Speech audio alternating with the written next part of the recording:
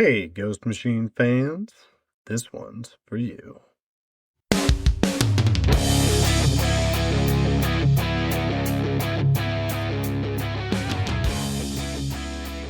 Welcome to the Ghost Machine Fans Podcast, episode 94. We are revving up the DeLorean to 88 miles per hour, kicking the flux capacitor into gear, and traveling back in time to 2021 and the days of Mad Ghost. It's time for a Geiger Volume 1 Retrospective.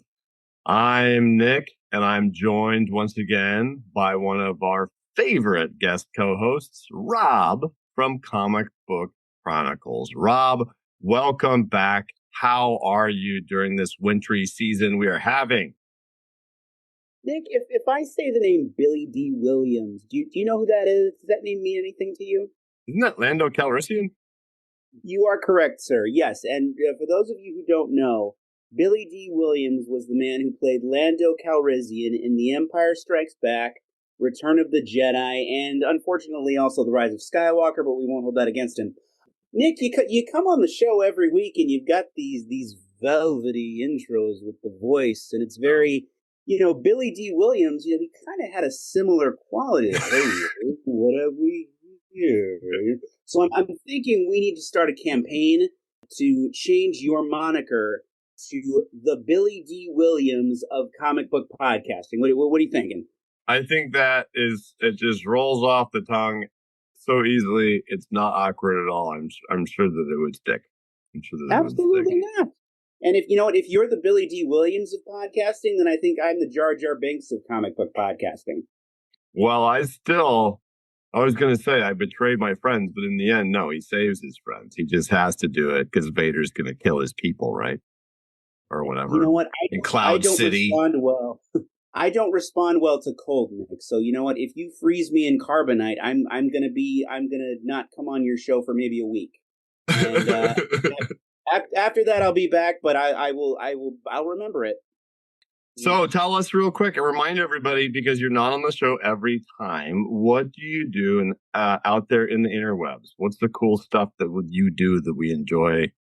Well, I do short-form video reviews of comic books, primarily on TikTok and Instagram, although you can also find me on places like Threads and Blue Sky and Facebook. Comic Book Chronicles is the handle on TikTok, and then Comic Book Chronicles Rob is who I am on Instagram and YouTube. Those are the main three. And what's interesting is that we just crossed, I think, the 2-year anniversary of Ghost Machine #1. Is that right, Nick? That came out was it January 2024?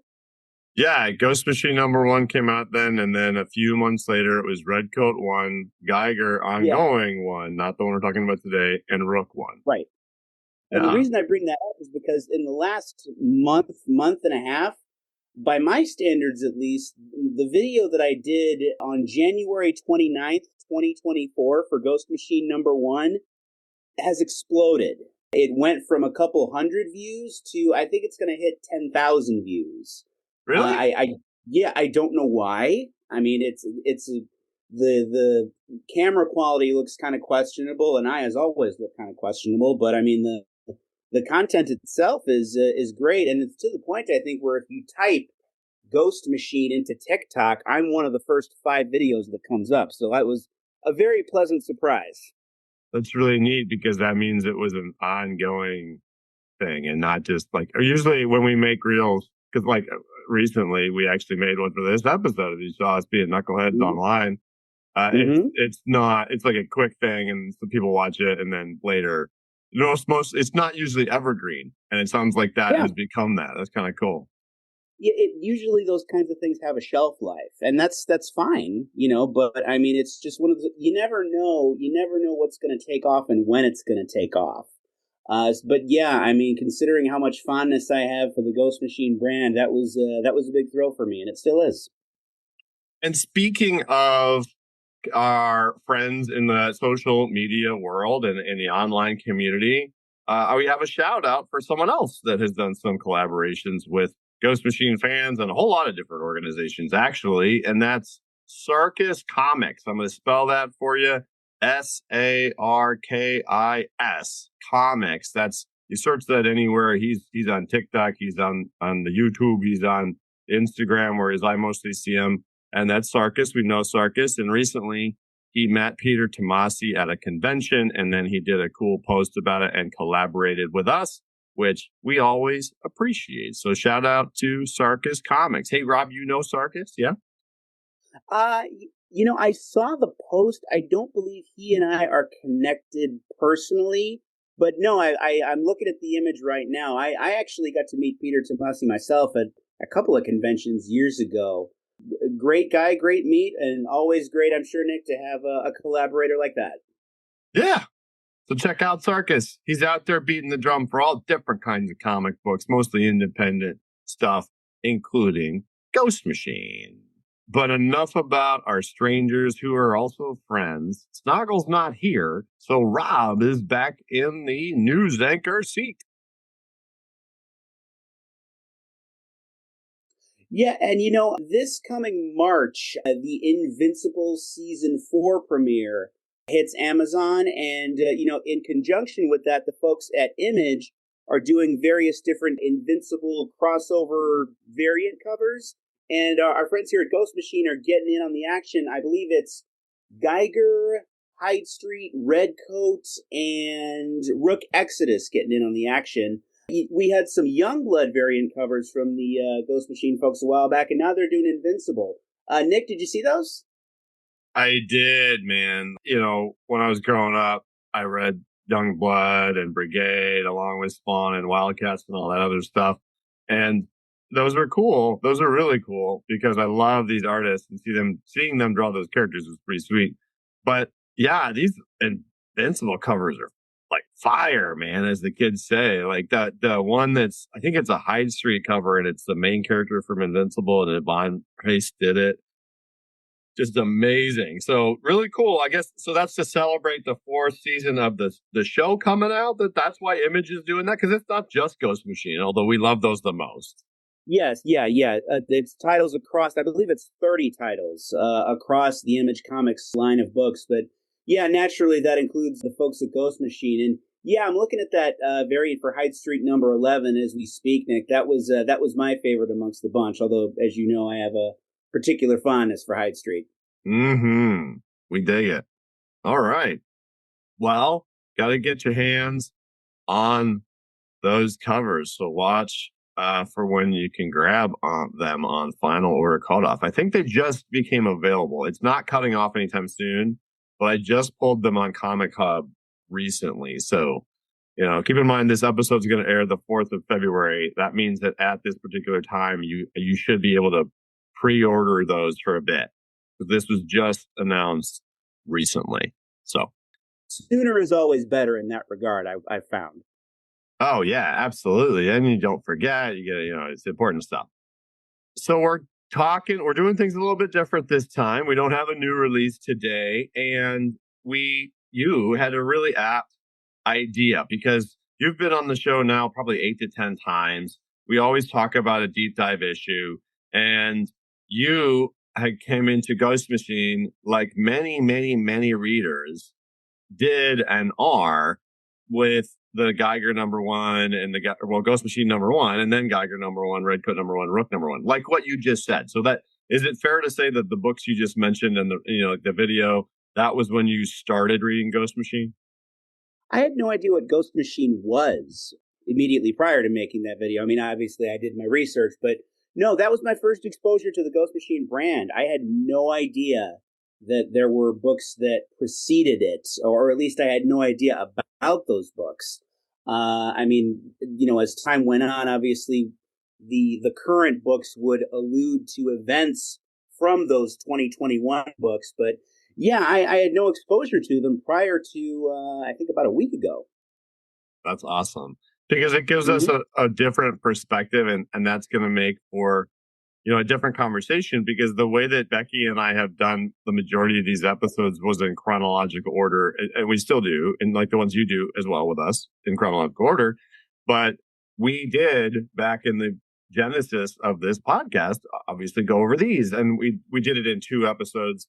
So I listened to those episodes. Oh, well, there you go. Thank you. And we got really nitty gritty, a lot of panel to panel type of thing. And so there'll be some of that here, but there's also a lot of like cool things that we can talk about now that are like, wow, what's going to happen with that? Or we know about that now, or what's, because there's actually like Easter eggs and questions and so many things. But I thought it was really neat how you got your hands on this before I used Founding Fathers magic to transport it from Cincinnati to Kenosha. You read it in a different medium, you could say. So tell us where you read it and why that's particularly important to us. Well, Mrs. Comic Book Chronicles, my wife, and that's how I refer to her, Nick, Mrs. Comic Book Chronicles. She's a I've forgotten her real name, actually. Her name is Laura. Hi, Laura. But no, she is a youth librarian in the sense that she, creates programs, does story times, catalogs and orders books for young people. And so I'm very much in touch with libraries and the world of libraries, and that includes the Libby app, Libby. And basically what that app is you can connect it with your local library, and via your local library, you can gain access to digital books, digital content. I use it for audiobooks most of the time, but there's, prose books on there. I mean, sometimes there's a wait list because, not everything is immediately available. But, eventually you can get your hands on a lot of great content through that app. And I think it was last week, I just happened to be arbitrarily sitting there, and I just typed Geiger into the Libby app and hit search. And lo and behold, there everything was. I mean, well, not everything, but it was, stuff as recent as the Redcoat Volume 2 trade. Mm-hmm. So, a lot, just a big, big chunk of the Ghost Machine library right there available on my phone, on my laptop, wherever I want to consume it. So I really, really want to give a shout out to the Libby app and to the Kenosha Public Library and libraries in general for the great work that they do. And I think I said it when I posted it on Instagram, you don't have to break the bank to be a Ghost Machine fan. And there's no better example of that than the Libby app. That's a really great point, because even Ghost Machine has made fans aware before of the availability of the books on library connected apps. I also have Hoopla, which is similar. I believe it. I mean, it's what you described. You literally take your actual library card and you connect it to that, and then you have a limited number. I can pull 20 issues. I don't know if that's the right word, but I can borrow 20 issues a month, and of varying sizes. Like sometimes a volume 1 trade will be considered one, and sometimes it will be considered the amount that are contained therein. It depends. But Ghost Machine's usually on there, and there are some things that I'd like to read that I don't buy. Like I read Energon on that instead of really buying them all and all that. Although I'll buy some of the snazzy ones sometimes. But it's huge, man, because it's not a supplement to actually reading comics. And usually these apps do a good job of, like, you can't screenshot them or whatever. So it's enough to dip your toe into it and also do what a library can do, which is make something accessible to everybody at no cost or whatever. And you can get a lot out of 20 issues a month, man, for free, for sure. And so at the same time, it is a great way to get into it. It's a great way to new reader to get into it and things of that nature. So yeah, shout out to the libraries and Mrs. Comic Book Chronicles. She's gonna love that I called her that here. Yeah, there you go. And so the physical copy, though, of this book that we're talking about, it's Geiger, the Volume 1 trade paperback specifically that we've been talking about, although this content can be found in the deluxe hardcover as well with some other stuff. So what did you think of the price point on this bad boy? Well, first of all, Nick, thank you for using the powers that be to send the book to me. You didn't have to do that. I appreciate it. I love the price point. 6 issues for $10. I mean, initially I was like, oh my God, how much money did he spend on this? Is this going to be, I was worried. But then I looked at it and I said, Mhm. "Oh, $10. Okay, that's not so bad. All right, I can figure that out." No, but yeah, 6 issues for $10 in 2026 is a pretty good deal, Oh yeah. especially when you consider that this is like you don't have to start here if you're a Ghost Machine reader, but this is like ground floor Ghost Machine chapter 1 stuff. So there's probably no better place to start than here. I mean, would you agree, Nick? Yeah, absolutely. And that means that we also have to take it back a little bit, and we've got to tell a story. Like we were saying with the DeLorean, got to knock our head in the bathroom and come up with our flux capacitor idea, like Doc Brown. There's a Because preference. Marty. So a lot of people don't realize that Ghost Machine wasn't originally Ghost Machine, and that when this came out, it was called Mad Ghost. Did you know that? I knew that Mad Ghost was a thing. I didn't know what the thing was. I kind of assumed that I was Comic Book Transmissions before I was Comic Book Chronicles. I kind of assumed that this was the same thing, that it was like a prototypical name. But something with Kickstarter is involved? Yes. So you are, as far as we know, correct about the naming convention, and there it was a Kickstarter. So it was a Jeff Johns Kickstarter book. And a lot of people got excited about that, and there was a cool glow in the dark #1 version of the cover that's profoundly difficult to find, uncracked, because it like cracks and things of that nature. And when the Kickstarter came out, there was like a retailer exclusive and there was a UK retailer exclusive and all the things. And a lot of those are difficult to find. The second printing 1 for 25 of the second issue is pretty darn hard to find. Like one of the hardest of the 6, I believe. But yeah, so it was originally Mad Ghost, and it was Jeff Johns, Gary Frank, Brad Anderson, Rob Lee, and the intent. I mean, I don't know how vocal they were in the beginning of like, this is going to be a universe and all the shared things, because that was really more so announced with Ghost Machine in 2023 at the New York Comic Con. So Right. at this time, though, like we're going to get into it, but this doesn't seem like a comic that's just like, hey, some really amazing creators got together and did a Kickstarter for a 6-issue series, and then they're going to go back to doing whatever they're doing. Like, there's all this world building hinting, and then we've got this incredible timeline and all this stuff that's like, we're going to get more, So to me, it was really exciting. I wasn't so much focused on the Mad Ghost or whatever, because I figured that was like Skybound, or like that would be what they would call it, because it was an image book.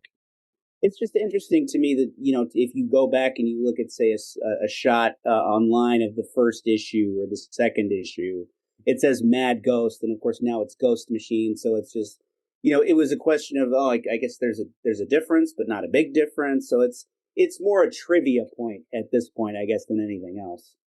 Yeah, it is. It would be neat to get a Mad Ghost T-shirt. I bet that's hard to find. There you go. So you are someone that this is your first time getting this part of the story. You had started with the ongoing series, and you knew of the unknown war in general. Yes, you knew there was an unknown war, and we were in post-apocalyptia at least. Yeah. So it's 5 years from now, the unknown war, or the bombs drop, the nuclear holocaust begins, and then 20 years after that, that's where our story picks up with Geiger. Do I have that timeline right? Yes, I believe so. I believe you are correct. Okay, yeah, and so we've got the unknown war, and the deal with that, as I understand it, is that nobody knows for sure, or at least nobody in America, in our world of Geiger here, understands or knows who started the unknown war. Like who pressed the button that dropped the first bomb. Is that right? Nobody knows who started it or why it happened, at least at the civilian level, as far as we know, because presumably it knocked out all communication. Like normally everybody would hear like somebody would find out and then communicate it, but it doesn't seem like that was the case at all in this case. Yeah, and I remember reading the early issues of the 2024 Geiger book, because as we said, that's where I started. And I was skeptical of that idea. I went, well, wait a minute. Somebody dropped a nuclear bomb and nobody knows anything. Nobody even has a clue. I thought. I mean, I liked it, but I thought, okay, it's a little hokey. But in reading this book, what kind of occurred to me, I guess, what I'll call the punch to the side of the head theory, and that's like, okay, if you're walking down the street and somebody comes up next to you and punches you in the side of the head, you don't know who just hit you. Right. You're reeling from it, you're reacting to it, you're probably on the ground, but you don't know where the attack just came from. You can only react to it, and it's kind of the same idea, especially from the civilian level. You don't know if all communication, internet, TV, presumably most radio frequencies have been knocked out. How do you know who dropped the bomb? All you're focused on is your immediate circumstances and trying to survive. So in reading this kind of origin ground level story, it brought the premise of the unknown war into a little more focus for me, and it made it make a little bit more sense. Does that sound about right? It does. Yeah, absolutely. Because we do get it so that, the first few pages, it's neat how we are introduced to our narrators, which are these hazmat suited mail carriers. And you don't find out that they're mail carriers until later, but it's pretty neat. And then you get this amazing landscape, detailed Gary Frank crater. So it sets the stage, and that the mood is there. And I love the colors, if I may, by Brad Anderson on that 2-page spread. It really sets the mood perfectly. The cool colors indicating that the blast has, now settled, but nevertheless, here we have the remains of what was. Well, that was cool. And the stars and the moon look sweet, for sure. Absolutely. Yeah. I mean, I don't think you could ask for a better establishing shot than that 2-page spread. Yeah. And there's this exposition of radio broadcasts. Then the first time we see Tariq, he's not drawn, in my opinion, he's not drawn just like a man with a receding hairline. He's drawn like a man he's meant to look ill, or obviously like undergoing chemotherapy or something of that. You can kind of get that sense because Gary's that good. And they're going to a bomb shelter, though. So between the radio broadcasts and the fact that the bomb shelter is built, we at least know, all right, the world was erupting in violence. Bad stuff was happening for whatever reason, which always makes me wonder if it has to do with Benedict Arnold. But, and so people were doing things like taking precautions well beyond anything like today. You know what I mean? Like they built a bomb shelter. So the signs seem to have been there. The signs seem to have been there where people were, like you said, building shelters. And I mean, the news cycle, at least as far as we can see, seems to be in full apocalyptic mode. Although I'll skip a little bit ahead here, Nick. One of the reasons that I could tell that Junkyard Joe was going to be a thing in this universe, like the way that that you could tell that they wanted to make something out of the Junkyard Joe character, is that there's a shot of I guess it's inside the bunker where we're getting all these word balloons of different radio broadcasts. The president declared he would not fire unless fired upon. A scandal coming out of the Pentagon, blah blah blah. And then we have one that says, "Sad news from Indiana. The Vietnam veteran and recluse cartoonist who created the Junkyard Joe character has died." So amidst all the terror and apocalyptia going on, we're mentioning the death of a cartoonist, which I found, let's say, funny in a dark way, because we just lost Dilbert creator Scott Adams. If the world were to go, God forbid, into apocalyptia right now, I don't think we'd be talking about Scott Adams. Yeah, that's an interesting point because like all these crazy things are happening, but it's because to be able to say he wants to be able to reference the rest of the world. You know, like that's what's so neat to me. It's kind of like you're right. It's conveniently placed. It's Yeah. like oh, it's horrible thing, but it's also mentions like scandal coming out of the Pentagon as the classified files on the 1997 Widows bombing, and we know that there's something called Widow X, and we don't know what that is yet. You know Yes. what I mean? And so it's just Yeah. so many little like I started this early looking at stuff like that because Jeff does that so deliberately. But then, did you also notice what I guess is the technical first appearance or first cameo of Junkyard Joe? This is not accepted by comic book collectors or anybody legitimate because I know it's not really in this issue that we first meet him. But on the third or on the second page when we've got the family and you see his son with his backpack and his hat, he's got a Junkyard Joe hat and he has a Junkyard Joe action figure half out of his backpack. It's the page right after the broadcast. Oh, there it is. There it is. Isn't that fun? That is kind of interesting. Boy, they really they you know what? It's you're going to see at various points in this book seeds being planted. That's the metaphor I like to use. Jeff Johns and his crew were clearly planting, I guess, more seeds than I even noticed. Oh yeah, and there's a lot of it as you go, but it quickly turns to be a very, very, very sad story for our hero. You know. Yeah, and I wondered if we were gonna get that scene.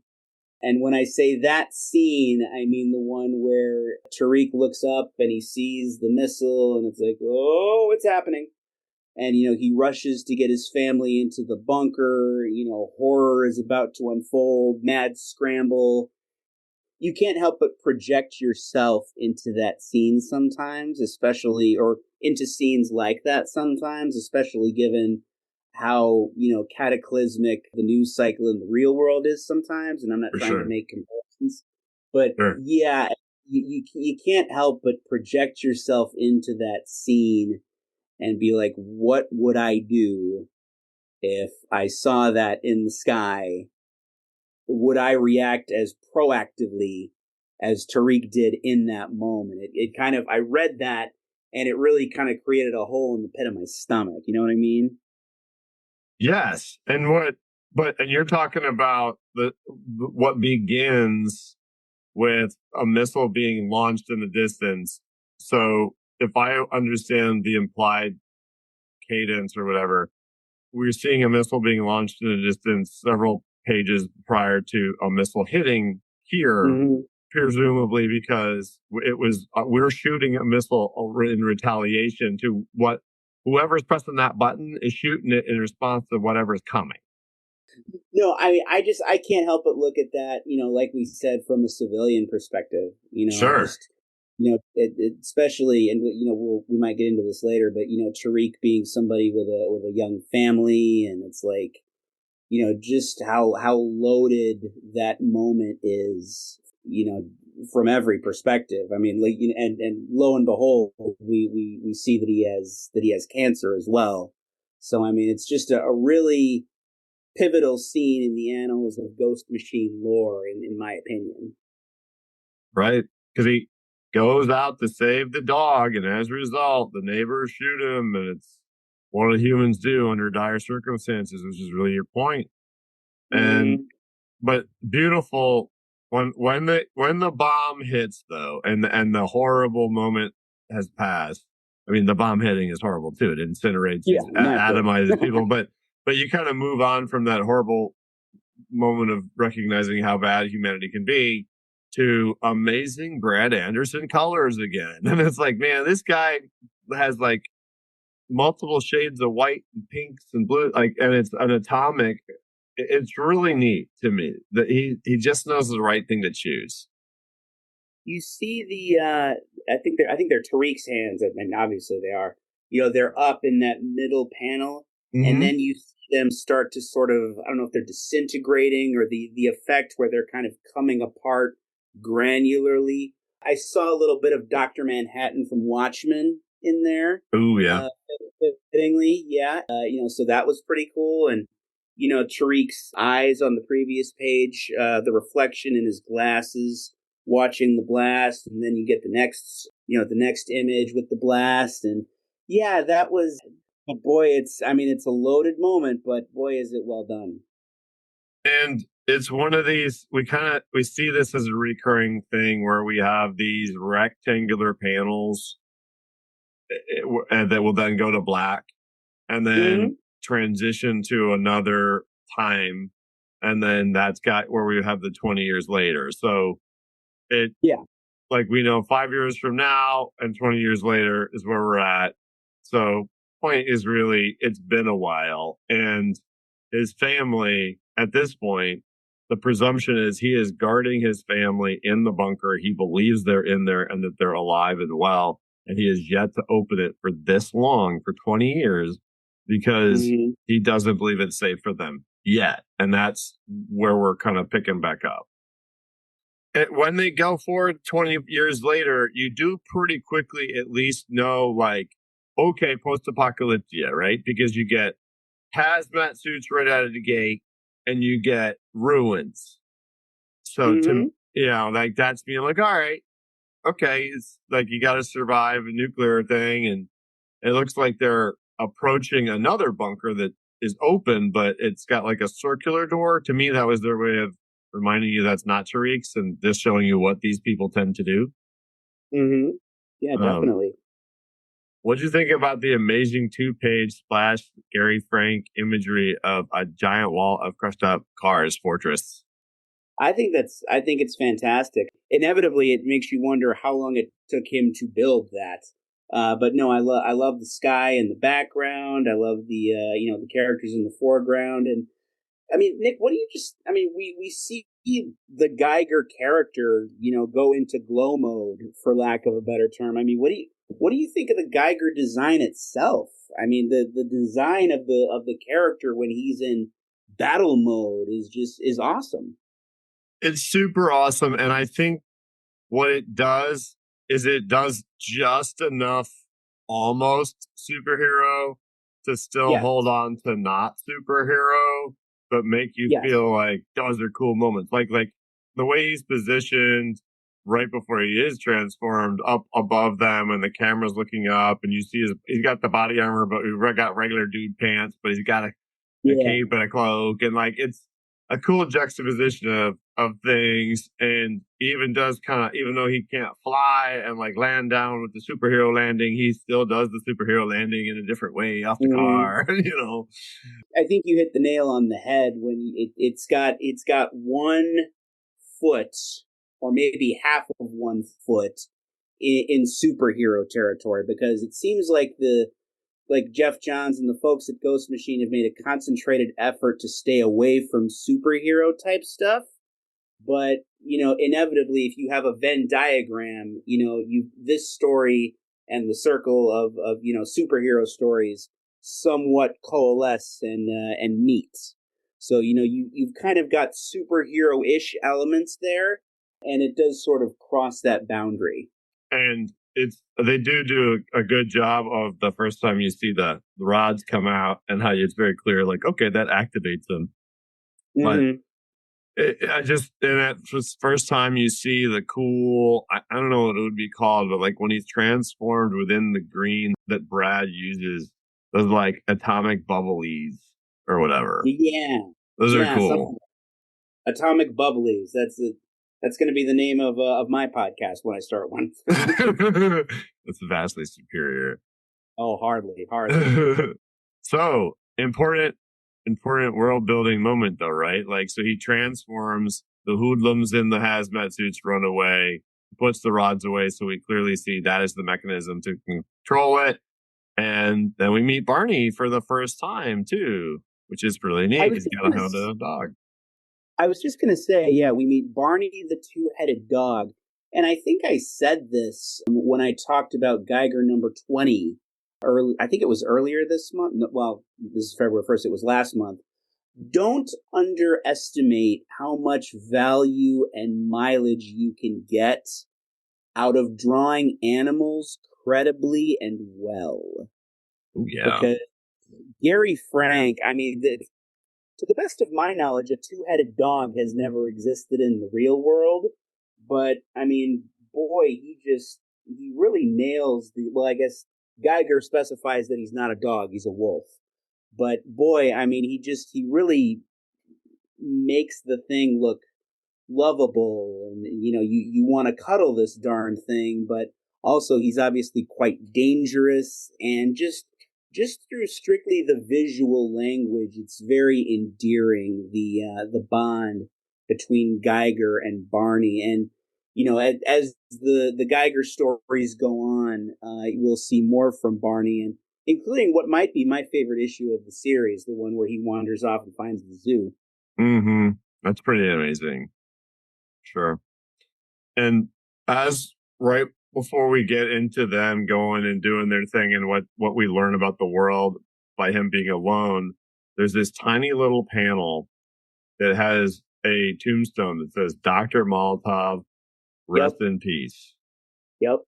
And that's another one where it's like you got to think, man, Ghost Machine fans, like you don't see Dr. Molotov until later, and then he's in Ground Zero a lot, but then also obviously he's a significant character now. And so that's like, like it's got a tombstone with his name on it, but then we learn more about the fact, but in Ground Zero, that let's just say this, that's a real tombstone for a real dead person. And again, seeds are being planted. It makes you wonder just, how deep and fertile the ground is, as far as, are there seeds planted here that we don't even know about yet? You know what I mean? It's like, because we're on issue 20 of the ongoing series now, and, we've seen so much of this stuff come to fruition, but, I mean, imagine once we get to issue 40, how are we gonna be able to look back and see that extra depth here? I mean, maybe not. We don't know. Well, I'll tell you, I didn't remember. It's been a little while since I read this, and I didn't remember that tombstone, and it was nice. So whether you're getting into it for the first time or not, it's a great time to go back and reread these when there's so much content out there that you can still catch up on. Like it's still new enough to do it. Absolutely. But we quickly get a sense as readers of like, wait, what's going on? Because he's got the house, he's got all the books. We get the first inclination of Tariq the reader. We know he's the reader. We see some Junkyard Joe stuff. And you see a ton of hash marks on the wall because that's clearly, I would assume, how he's keeping track of the days. He's healthier. We don't know why he's healthier. But we're like, where's the family? What's up? Why is he in the bunker? He's not in the bunker. What's the deal? And what was your thought when he comes back to the bunker and there's like little bonsai trees at the front door, but the door's still closed? What was your thought? You know what made me, what got a reaction from me was there's a panel where he puts his hand on the door and he says, "I know you can't hear me." And then what I assume is a flashback where we get a word balloon that says "Dad," and then an echo effect, "Dad, Dad, Dad, Dad, Dad." So it's that there's a great sense of longing there, even though we don't entirely know what's going on. Obviously, we get the sense that he misses these people, and we think they're in there. Of course, I'm not going to spoil it, but yeah, I really like the establishment of the longing that he feels for his family that he hasn't seen in, I mean, presumably 20 years now, 25 years.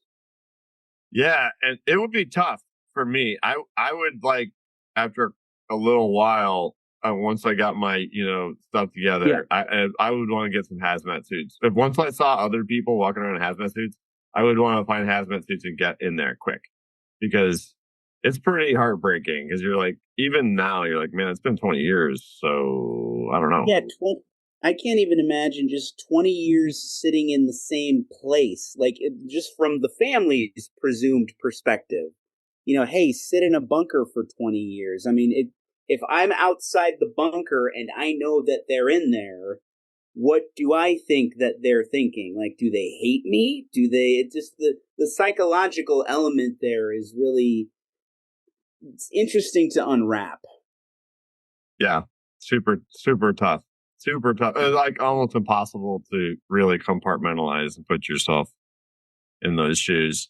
But yeah, more on that later, I think. for sure. But luckily we can get pulled out of it. And this is another good thing that Jeff and Gary do, I think, in the way that they pace this thing, is it's like you get some of those horrible, painful moments, but then you get a nice, quick move to a very different scene, very different colors.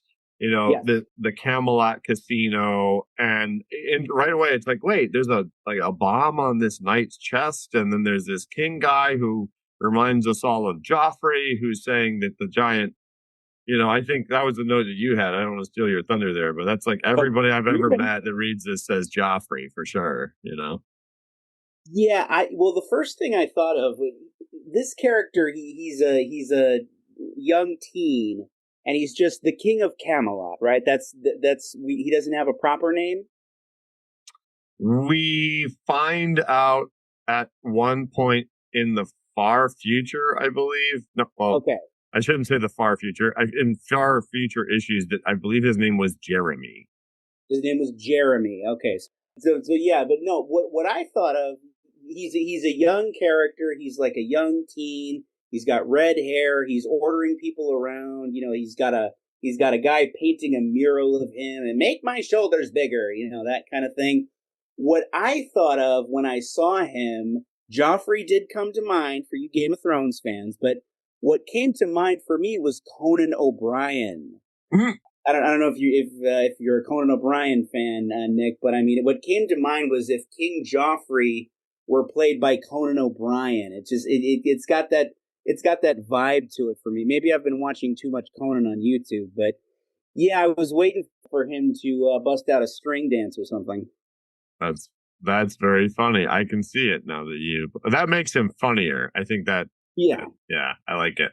I mean, I don't think that character is supposed to be ha-ha funny, but I mean, he's clearly supposed to strike that, like, gangly, prissy vibe. And I mean, it accomplishes that to the point where I almost wondered, like, should this character have hung on a little bit longer? I don't want to spoil anything, but, should we have kept this character around a little bit longer than we ultimately end up doing?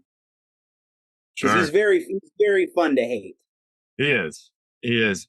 And he does allude to, he says, I'll show all the other bosses that I am my father's son, and I will bring back the glowing man's head. So we establish two things. Whatever he is a part of, which we'll find out in a page turn, there are others who are also bosses like him, and they know of Tariq Geiger and his, what he's out there doing. And they want to get him. Yes, yes, absolutely. I just always felt like the last page of this comic made me think of that song, Viva Las Vegas. Yeah, and it was interesting to me. It sparks an interesting question that Las Vegas has power, because you've seen up to this point, you're in this nuclear wasteland, but there's some places that have power. So it invites curiosity. It invites you to ask questions. It invites you to want to see the next issue. Yeah, and you can see that it is a fortress because there's these guards on the walls, and it's like that big door. But then also all the way that people are getting around, even where they're driving, is like encased.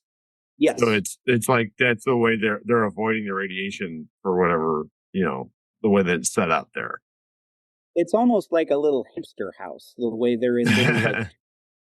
You know what I mean? I never had a hamster, but I've seen it. Like those little plastic tubes that hamsters move around in. You don't necessarily associate that kind of imagery with Las Vegas, but here we are. Yeah. I don't usually associate hamsters with Vegas, but I did today. No, sir. So that's the wrap up of the first issue. And the second one dives right into a little retrospective about Tariq visiting his cancer doctor early on. Because he's got mucho hair, and yes, he does. But and they're talking about it back and forth, but then it switches back to those narrators that we've got in the background. Yes.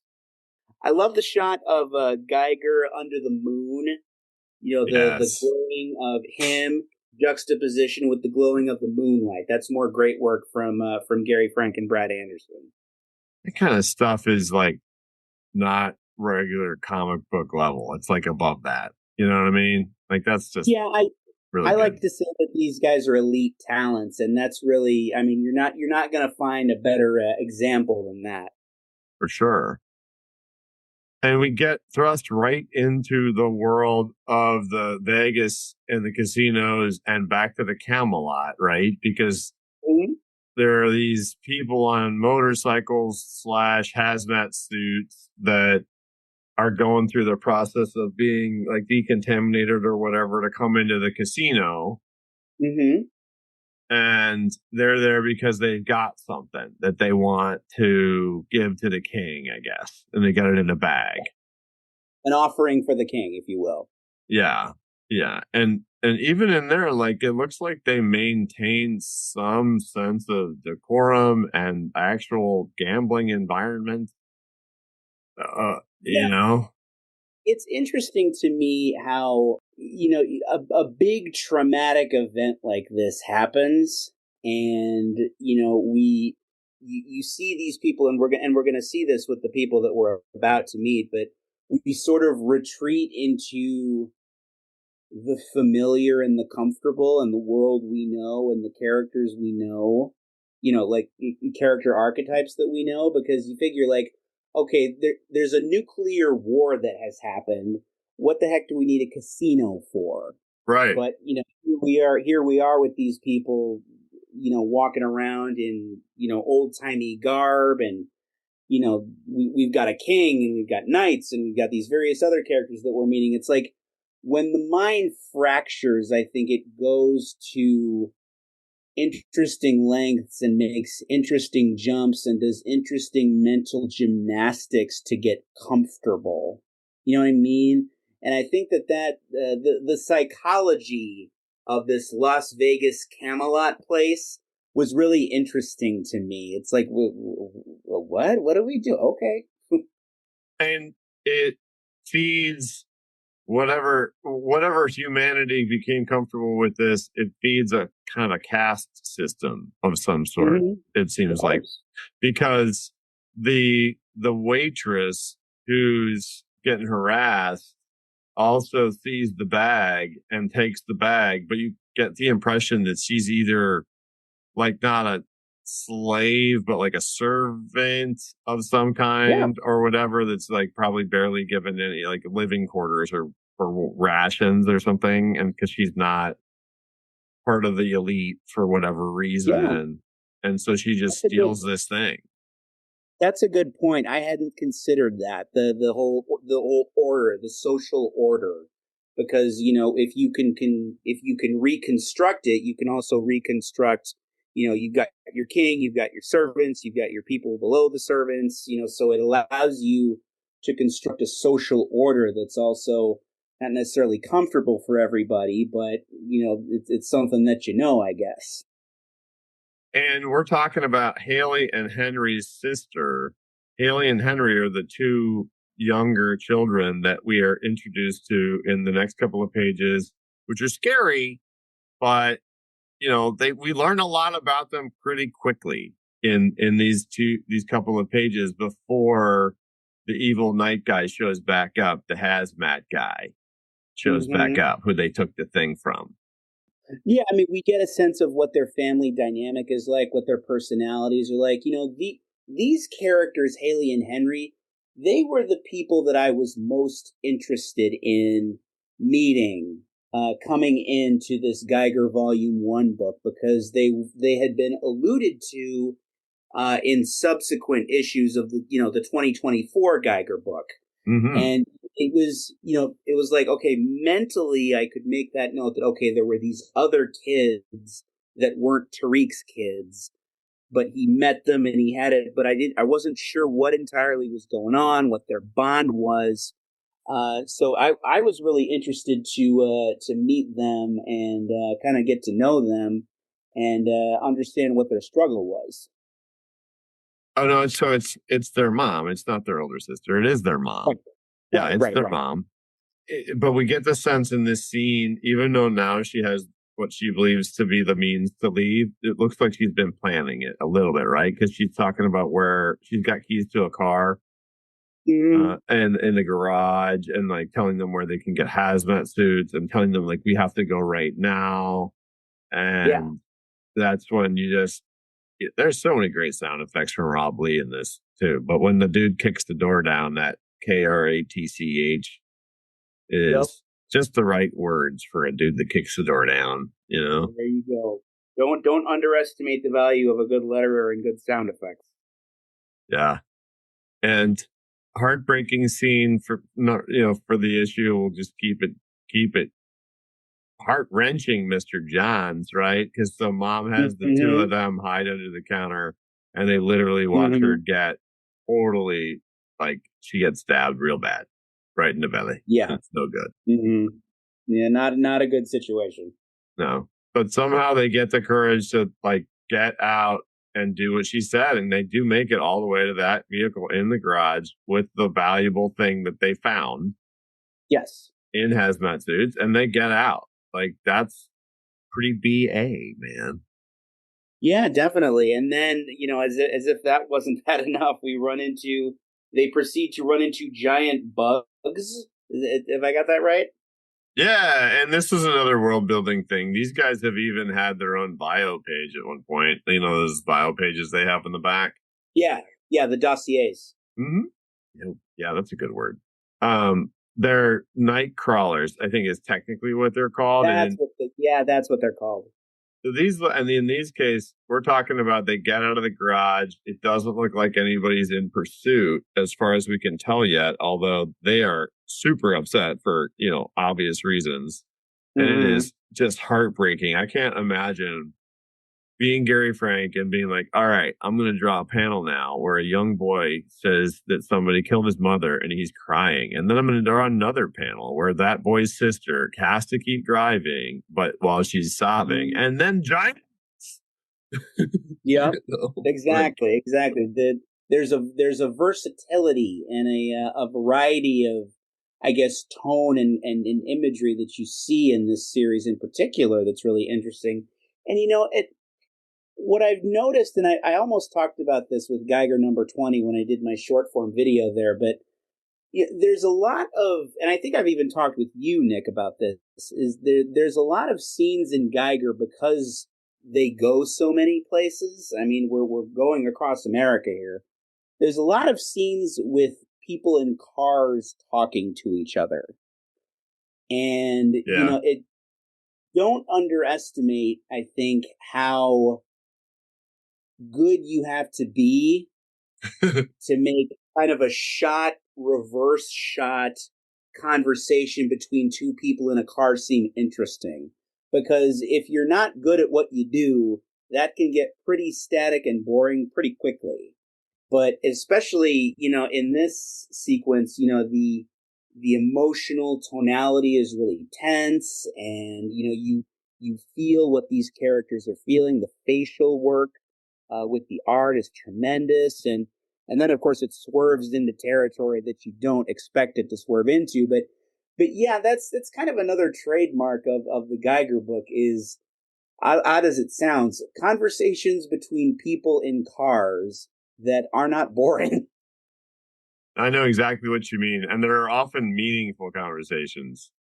It's like when Tariq reflects upon things or Nate tries to connect. Yeah. It's like the car is where you go to bond, because when you're not in the car, you're fighting for your life. It's almost like the car is the only place where you have a little bit of peace. And in this case, Haley and Henry end up crashing the car and almost fighting for their life, but are saved by Barney. Yeah, he takes the bite out of crime.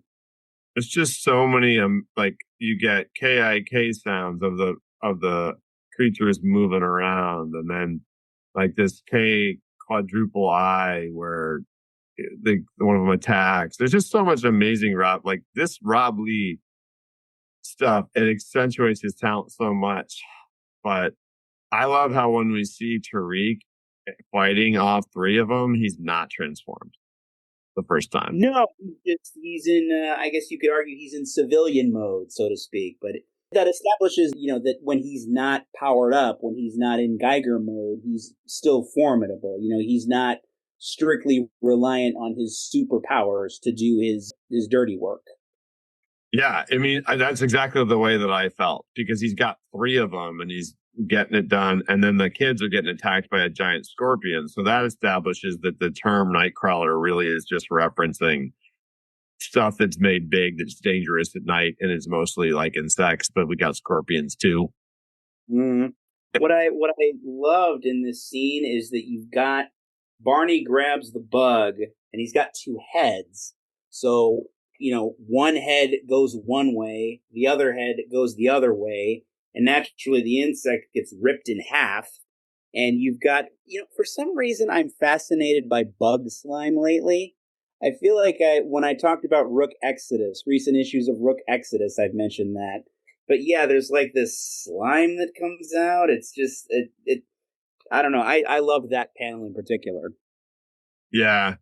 There's the slime when the creature gets hit and he jumps on it, and then also even the radioactive smokiness that is coming off of him on the panel, where after he tells them, "Before you go, do you have any good books on you?" And yeah, there you go. That was, to me, it made me feel very trademarky, like he saves people, but then he asks if they have books because he's read them all and he has, Tariq Geiger probably very fond of his local library. I'm just saying. Absolutely, he is. He's read everything in it. That's why he's got to travel out. There you go. But so we jump time a tad, right? Because the way that this issue then ends is back to the Camelot, and he's talking about how the kids got out, and it's the king yelling at his knights. But it's an amazing one-page spread that Gary Frank has when we flip the page with that. What did you think of that? Like just the amazing scars and the one eye being totally messed up more than the other eye. And you talking about the Bring Me My Mask page? Yeah, and that's terrifying and amazing. And I see Conan O'Brien now because of you, but yeah, I'm sorry, but I'm not sorry. You know what? It's one of my favorite pages in the entire collection, and it's all in the eyes. It's all in the eyes, not just because they're different colors and, and obviously the disformation of the face helps things, but he's got the crazy eyes in a big, big way, and that sells the whole thing. It really does. So not only do you know that this character has been deformed, but that he's out for blood, and he's probably willing to cross some serious lines to get what he wants. Yes, and we don't yet know how this occurred, because when we first saw him, it wasn't the case. So no, we don't know. And he does say it seems like we're going to continue to see a new part of Vegas's world open up as this story continues, because he says he needs to be escorted to the Manhattan, which is another one, and the warlord there is what Snoggle's favorite warlord, and she is very cool. It's Bonnie Borden. Snoggle's favorite warlord, ladies and gentlemen. Yeah. Well, and you can tell she's kind of talks like she's in The Great Gatsby, because she dresses. Yeah. Her people dress like that, but she talks that way too. Like, welcome to the city, kid. Make it snappy. Mm-hmm. So that's pretty neat. So a good, strong female character being introduced into the plot line is cool as well. Yeah, definitely, and it introduces. It lets the reader know that, okay, we're not just in medieval times here. Okay, we've got different people doing different things. So, it sort of fills in a blank there. Right.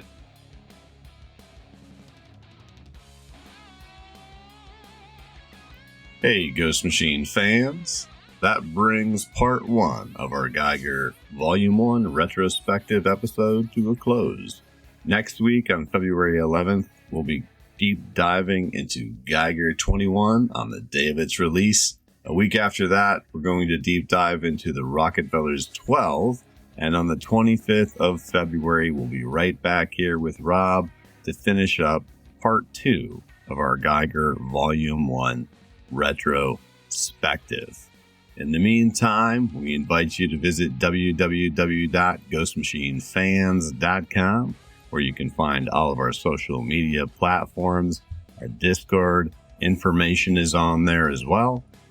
You can find the invite on Ghost Machine Fans Instagram, as well as on the announcements on the Ghost Machine Comics Reddit. And we'll see you next time on the Ghost Machine Fans Pod.